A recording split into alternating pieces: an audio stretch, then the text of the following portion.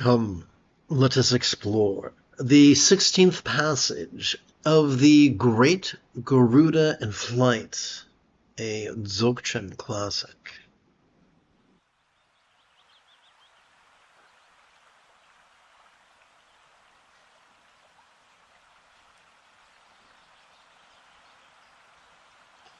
This text was composed many centuries ago by Vajra, and it's an element within Varuchana's 5 early translations of Garab Dorje's Dzogchen Sende, also known as Vajra's Ati-yoga Chitta.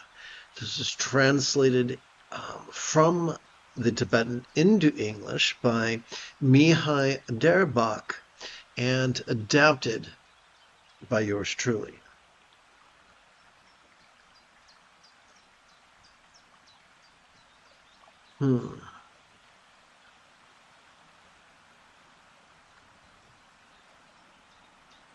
Welcome aboard, Sandy Johnson. So, for my friends who are on the who are participating on the Tube app, together we can relaxingly recite. As there is no enlightenment, even the name enlightenment does not exist. It is an error to assign a name in order to point out enlightenment. Hoping to attain enlightenment from others is a mistaken path, as there is not even the slightest trace of a teaching on the formless experience. Now, this could sound very much like pseudo-spiritual word salad, so I'll do my best to explain it. Now, to do that, we have to take a moment to explain the essence of pristine awareness, or the union of mindfulness and meditation. So for my friends on the Tube app, I'm going to quickly switch to a visual aid. For my friends for Dude Papa and my other friends on the Clock app, I'm just going to have to beg your indulgence to listen to my words, and when you have questions, type them out in great detail, and I'll do my very best to answer them.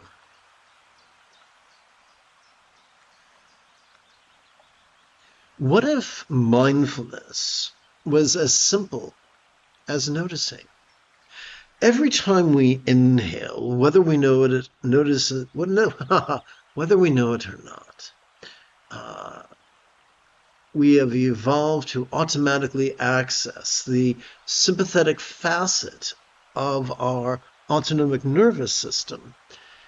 And this facet of our autonomic nervous system is ensconced within the middle part of our spinal cord.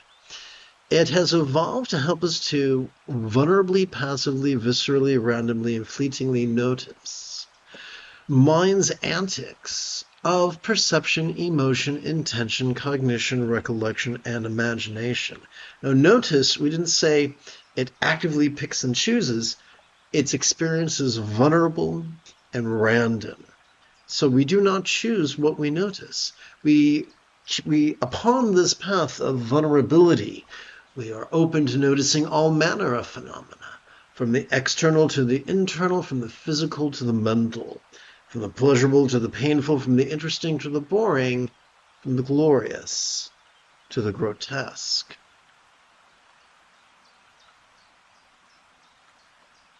But what do we do with that which we notice?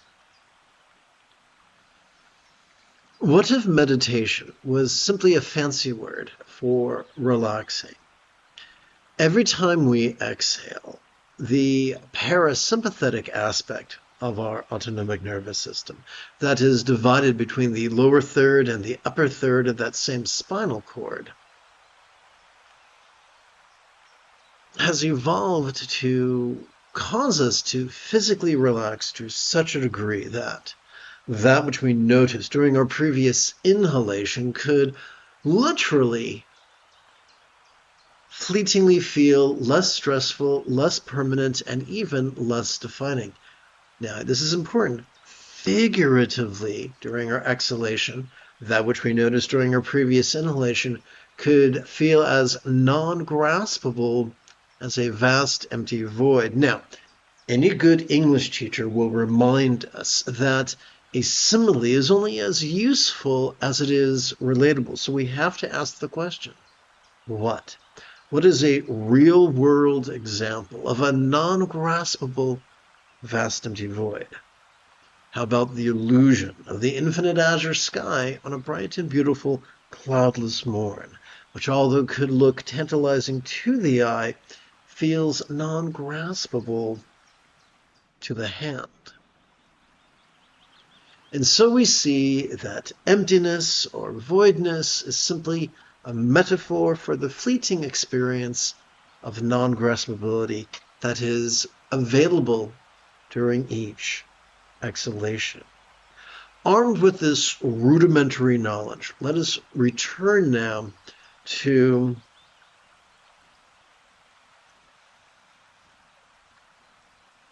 this evening's lesson text. So, full disclosure, I'm disabled. I have a lot of brain damage, and when I'm extra tired, like tonight, sometimes I have to reach for words. If that's inconvenient for you, I sincerely apologize. I mean you no disrespect, but each of us has a cross to bear. That's mine. Let's see. So I'm going to tap button 14 and bring us back to this evening's lesson text. And now we can begin deciphering the lesson text. The lesson text is in 4 portions. Here's the first portion, the first 2 portions. As there is no enlightenment, even the name enlightenment does not exist. It is an error to assign a name in order to point out enlightenment. Okay, so let's take a literal approach. What if enlightenment was simply mastery of the Eightfold Path? What if mastery simply means we got so good at practicing the Eightfold Path that we did so spontaneously, habitually, easily, and effectively? The 7th and 8th folds of the Buddha's Eightfold Path are mindfulness and meditation, whose explanation I gave just a few moments ago.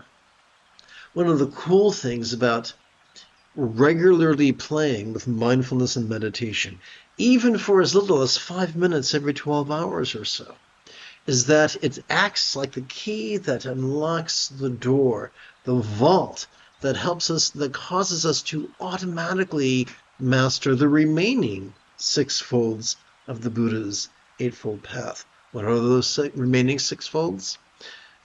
Just the awareness that things change and sometimes go away forever. The kindness of intention, kindness of communication, kindness of conduct, kindness of commerce, and the right effort, which is the effortless effort of having our choices, utterances, and deeds flow, not from scattered spontaneity, but from centered spontaneity.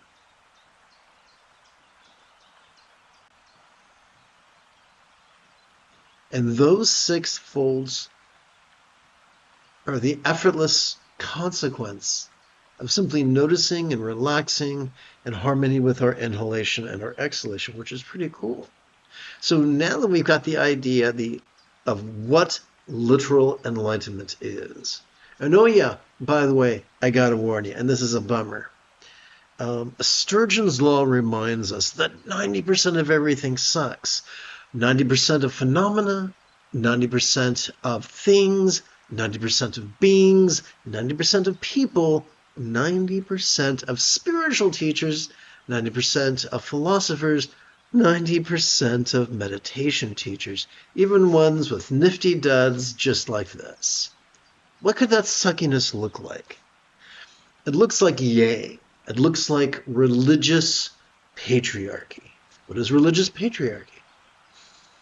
It's when we embrace the path of being rigid, fearful, superstitious, controlling, elitist, cryptic, competitive, and cruel. It's when we sincerely believe that this is the way, and that we mock and denigrate those who would rather be different, who would rather be, flexible, loving, rational, laid back, egalitarian, lucid, cooperative, and kind.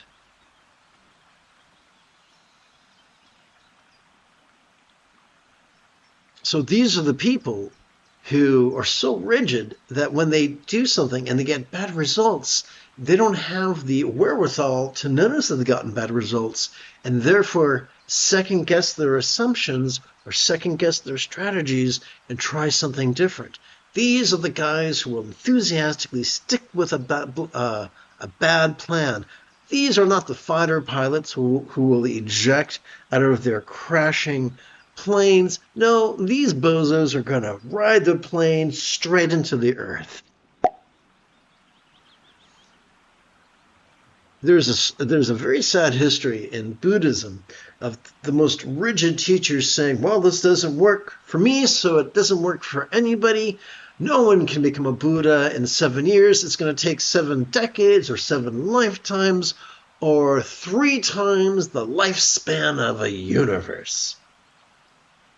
However, in an ancient text known as the 4 Foundations of Mindfulness Discourse, in the second to the last passage, the Buddha said, hey, you can do this in as little as 7 days. Big difference. The groovy one said, you can do this in 7 days. The cranky bastard said, you can't do it.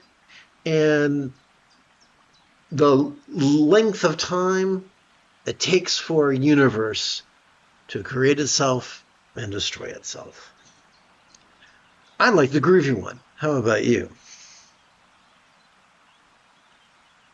And yet the opening passage of this evening's lessons began, as there is no enlightenment. Even the name enlightenment does not exist. Let us not be rigid. Let us be flexible. Not everything not every word, not every phrase is literal. Many are figurative. Consider so. In the light of what we explored a few moments ago, as we relax into our exhalation, whatever enlightenment we thought of during our previous inhalation could feel as non-graspable as the sky.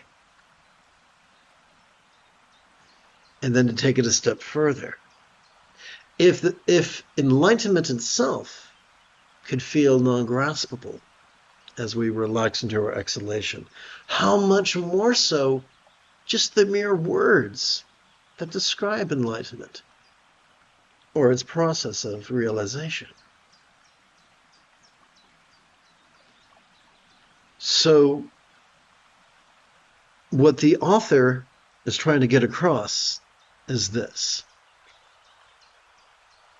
It's great that we have brains. It's Jim Dandy that we have a front of our brain wired for focus and analysis. That's great. Those are excellent tools. But if we act like they are our only tools, we'll basically be metaphorically shooting ourselves in the foot. In fact, if we overuse our faculties of focus and overuse our faculties of analysis, we will exhaust the front of our brain to such a degree that we begin presenting with symptoms of depression. We trigger our amygdala, the seat of both anxiety and aggression. So that's a big fat no-no. Analysis is occasionally a useful tool. We cannot focus our way to enlightenment. We cannot analyze our way to enlightenment. But we can notice, and relax our way to enlightenment. We can peace and love and flow our way to enlightenment. So I'm going to welcome aboard. I'm going to switch pages now. One moment, if you please. Switch pages. Okay, turn pages. There we go. So we now come to the third and fourth triplet of this evening's opening text. Hoping to attain enlightenment from others is a mistaken path, as there is not even the slightest trace of a teaching on the formless experience. So, first part. Blind devotion to a teacher is the path to many things, but enlightenment is not one of them.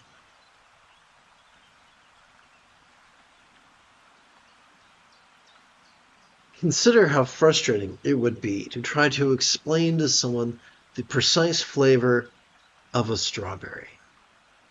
What's a rock? So, our job is not to practice the rigidity of belief nor the rigidity of disbelief, but to be flexible. If someone offers to help us with techniques, then take them up on their offer. If their techniques work, great. If their techniques do not work, tell them. If they are able to help you, great. If they are unable or unwilling to help you, then to hell with them. And set space to encounter a different teacher who may be able to help you.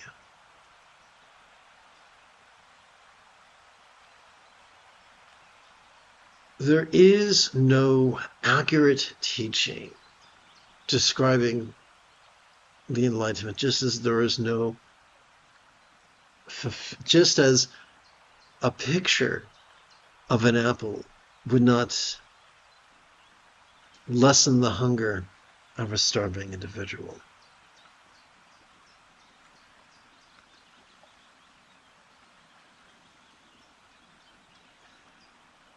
A teaching is like someone handing you an apple, but you've got to bite it and chew it to experience the apple. Similarly, someone may be able to tell you, hey, this is how you practice mindfulness. This is how you practice meditation. But they can't do the work for you. You have to play with the techniques at least 5 minutes every 12 hours or so for at least a week. When that happens, enlightenment is not the absence of emotion. Enlightenment is not disassociation. Enlightenment is not a description of our experience, but simply our mastery of dealing with the slings and arrows of outrageous fortune. The more we can practice the noticing and relaxing and loving and flowing spontaneously, habitually, easily, and effectively, the more enlightened we are. Sometimes it'll be pleasurable, sometimes it'll be painful, sometimes it'll be interesting, sometimes it'll be boring. Sometimes it'll be glorious, sometimes it'll be grotesque. But that does not take away what enlightenment is. Consider this, enlightenment is like a car. And you're going on a trip, a road trip. Learning the technique is like getting the keys for the car, filling up the gas tank, and, mastering the techniques are like actually pouring the gas in the car and getting the maps. Enlightenment itself is just driving the car down the road past all types of interesting things. As long as you're moving forward, the car's doing its job, regardless of the scenery. regardless of the weather. Having completed our opening lesson, it's time for us to shift gears.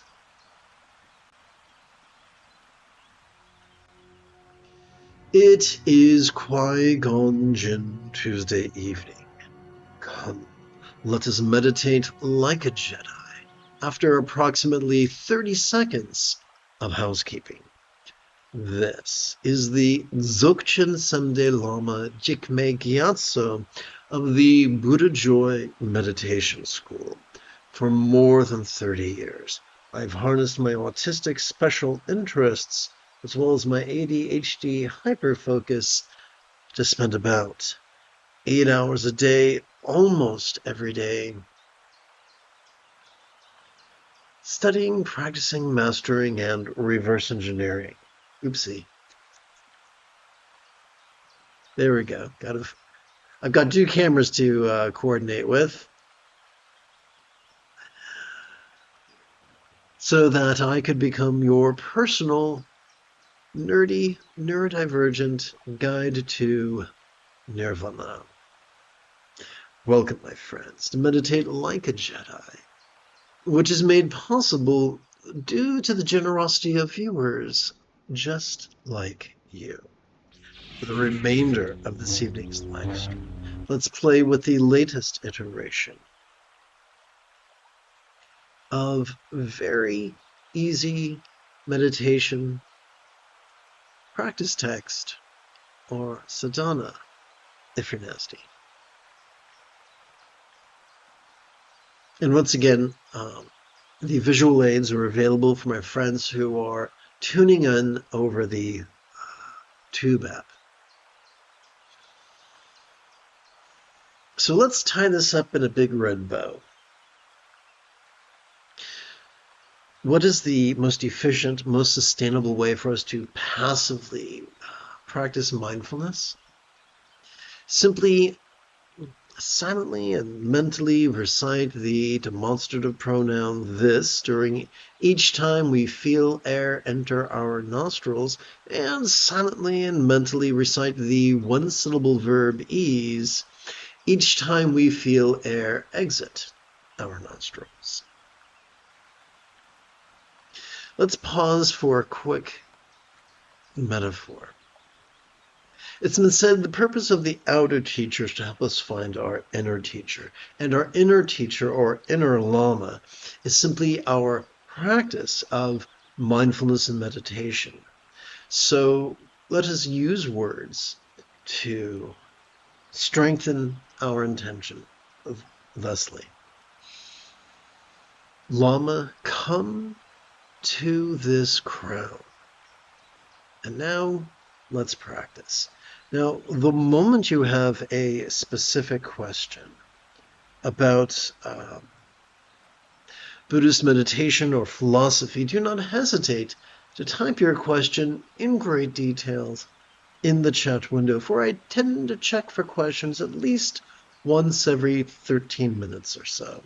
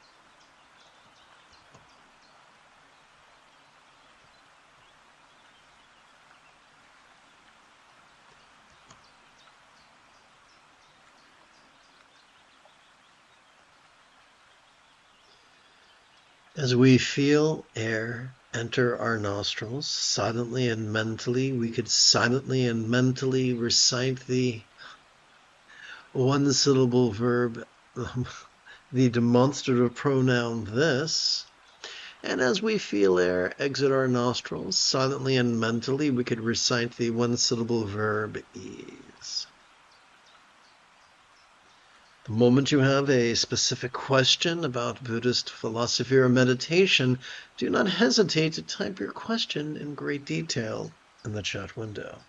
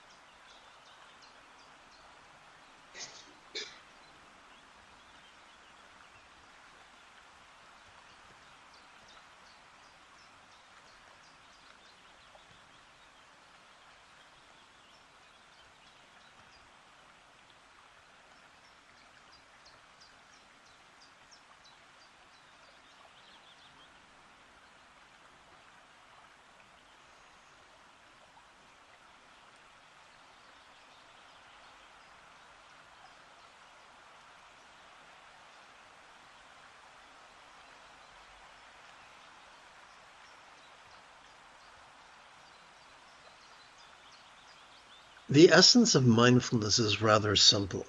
As we feel our chest swell, silently and mentally we could recite the demonstrative pronoun this.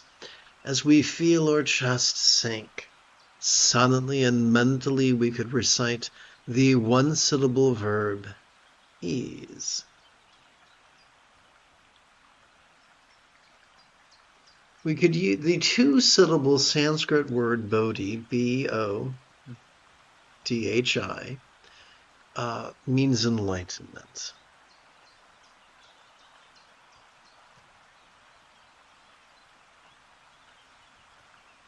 So we can silently and mentally recite these next six syllables to gently guide our intention together. Bodhi blend with all minds.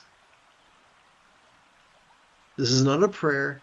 This is simply using words to lovingly guide our intention. And again, the moment you have a specific question about Buddhist philosophy or meditation, do not hesitate to type your question in great detail in the chat window, for I tend to check for questions about every 13 minutes or so.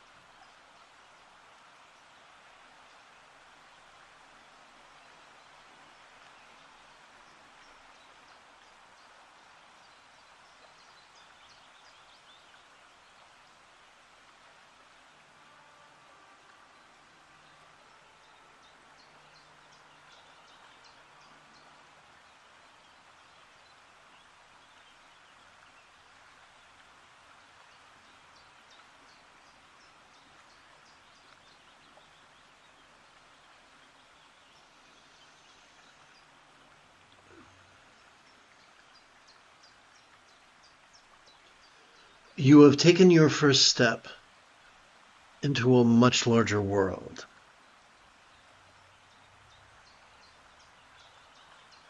If you feel that I have earned it, you could give this live stream a thumbs up. You could even help support this channel. In approximately 11 hours, I would very much like to return to lead tomorrow's morning meditation class as well as group practice. And if you are as geeky as me, may the Force be with you always.